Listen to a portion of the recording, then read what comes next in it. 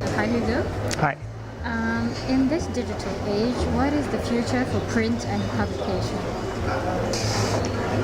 When you put the question like that, it feels like you're creating a separation between digital and print, which is correct, of course. There are different ways of doing, but there's not necessarily different ways of thinking about something, because as a designer, you learn to apply methodology regardless of what's going to be the outcome of what you're doing. So if you're doing some motion graphics, it's one thing. If you're doing some poster, it's another thing. If you're doing a book, it's another thing.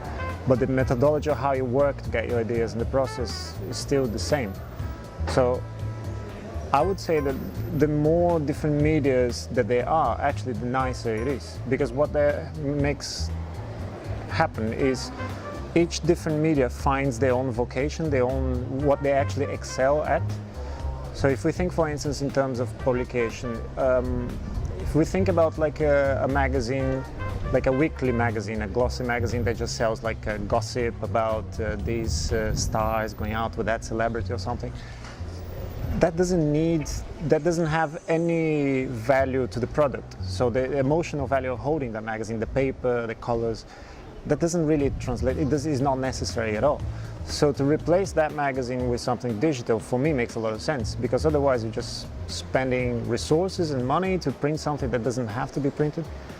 But on the other hand, if you're thinking about a book with beautiful photography from an artist, but that has a certain tactile quality, that needs a paper, a printing, then the book, and at that point the book excels over the digital. So then I think what will happen is more and more these will get defined, what one media is for, what the other media is for, and it would actually make people respond better to the kind of characteristics of each one of them. Yeah. Do you have any advice for immersion designers? I think it's very difficult to talk about good design without good education of design.